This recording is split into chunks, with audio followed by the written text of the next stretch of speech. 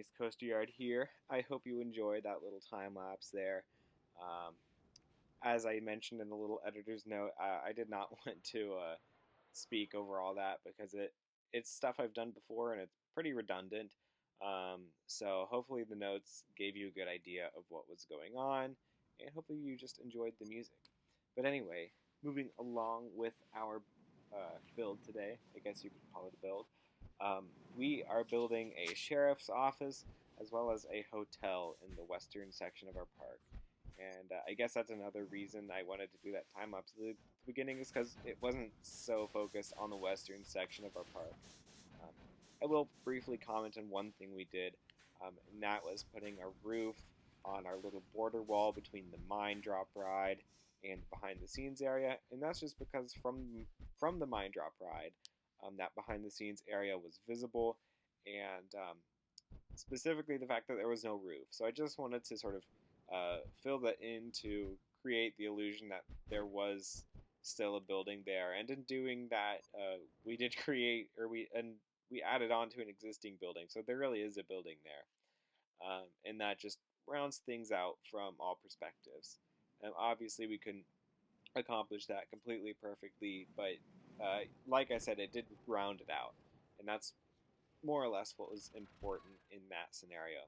But moving on to what's on screen, we've created the outline for our sheriff's office as well as a couple holding cells in case they round up any criminals. And as you'll see in a little bit, we do bring in at least one criminal. So you'll see that in a minute, though. In the meantime, what we are doing with this, so the office sort of has two purposes. For one thing, it sort of is a starting point for the queue of our roller coaster, which currently I have named Wild Rider. Um, that can be changed, of course. That may not be the final name, uh, but my idea is sort of it's like a cops and robbers. Actually, I think Wild Rider was the working name, but I did change. I remember now. I changed the name to Copper Chase, which is a name I've had in mind for a while. Actually, before I even started working on this series, and I decided it would be a good name for this because Copper is in like a slang name for a police officer or cop, and then or sheriff, and then Chase because it's like they're chasing an outlaw or something. So now that I think about it, I did end up naming the coaster Copper Chase. And to start in the queue, you go sort of through the sheriff's office and through the holding cells, or through the backs of them, as if you may be an outlaw or something along those lines.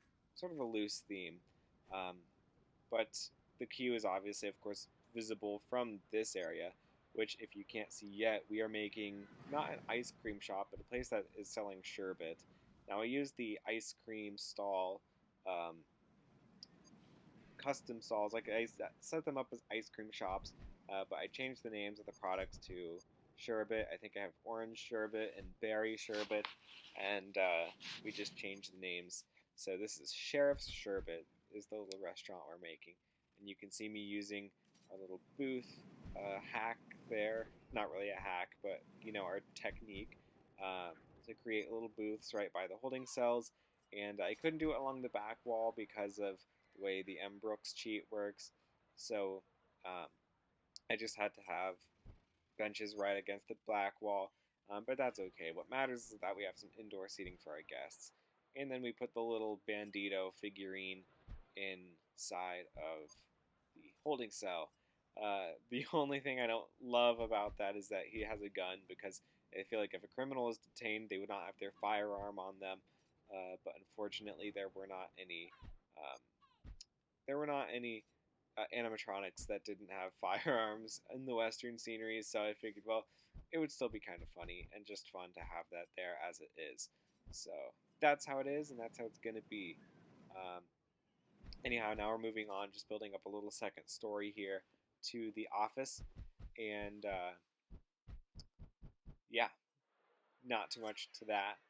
Um, of course, we have our little behind the scenes area back there as a little stock room. And I realized I didn't put an access doorway to behind the stalls, so I may have to do that in a future episode, or maybe I'll just do it off camera because it's such a small change. But hopefully, I remember to do that because we gotta have some realism and continuity to this theme park. We've kept it up this far, so might as well keep trying to go with it.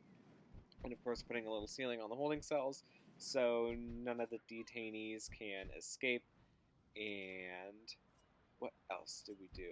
Now we're getting started with our roof and putting roofs next to that exit ramp to our coaster. It has been the bane of my existence because it seems like there's no good way to put a pitched roof in without extending over the pathway, and of course that blocks the guardrails and creates all sorts of issues, especially opening a big attraction like this that's going to have a large throughput of guests. So I moved on to what you're seeing now, and I finally sort of found a way to have these little um, overhangs, I guess if you can call them that. They're not really overhangs, but you may remember from our roller coaster station, I wanted to have, I still didn't know what you would call them, but the little pointed roofs on the front where it sort of comes out perpendicular to the main roof. So I found a place to use that design, and it worked pretty well here. And of course, this is sort of a false roof. As you can see on the top, it's just a flat roof. But from the ground level and from just about everywhere else, it looks like a proper sloped roof. And I mean, it part way is. And finally, we are just putting in a sign that we will eventually put the little sheriff's sherbet name on. Sherbet name, sorry. Gotta pronounce it right. Anyway, and extending that roof a little bit just because we can. And yeah. And of course, now I'm changing the colors of the other signs. I don't know why I chose the colors I did in the last episode. I think I went with the go away green with the idea that it looked kind of like a rusted copper color. But I decided to just switch it to more of a wood color, and I used a lighter brown on the tips to make it look like it was maybe sticks that had been broken at one end. That was sort of my idea, and I believe I will use that same. Oh no, I don't use that same color scheme here. I have enough room to use a Western themed sign for our entrance, and in the spirit of having a cool roller coaster entrance, I decided to put a scenery piece out front, and you'll see I test out quite a few different pieces. Um, a lot of them I think would probably work well for a cops and robbers type of thing, but I decided to go with our sheriff. Okay, spoiler alert, because it doesn't quite happen on the screen yet, but here it is. I decided to go with this piece that's on the screen now. The sheriff sort of crouched behind the wagon and the barrels in a shootout type situation. I decided that was the most fitting for the theme, and just looked the best overall. It had the right amount of detail for sort of an entrance set piece, so that's the one I went with. And at some point, okay, you can see me experimenting with some more. Um, I decided to go with all the one by one options just to see what looks good. And I tried the sheriff piece from a few different angles, but I settled on the one you see. And I think I tried to put a sign next to it. You saw it a minute ago, but I don't know if that stays or not. I can't remember. And it looked by the looks of things, and I know it is coming next in the video from this point on. So yeah, as it turns out, no, I did not place a banner sign next to that little set piece. But hopefully it's enough to tell people where the ride's entrance is, and certainly there would be park maps and such to help people find their way. But now we are moving on to the hotel building, and I wanted to use some forced perspective for this, so you can see along the base we use the largest windows, and on the second story we use slightly smaller windows, and we use the smallest windows on the top story. So from the ground, this sort of shrinking of the windows will help create the illusion of height and make the building look taller than it is. Granted, it is the tallest building so far along this set piece, especially after we add a roof. It'll be the first building that'll be 4 units tall. Um, Ignore that. No, don't ignore it. I don't know. That's just a fact of the matter. Um, but it looks taller than it really is. I mean, as it tends to be with theme park buildings, using forced perspective in that manner does make buildings look taller than they are. So this probably would look even taller than a 3-story building. So you'll notice I started building out a full building, but I decided to make it more of a false scenery building, and guests will have no internal access to this. So I put up a little false wall on the back with a black slate, just to sort of make the rooms feel dark if you're looking in the windows, and but mainly not that people would be looking in the windows; they'd be looking at this from more of a distance. But if they do, they'll see that the rooms do not go very far back.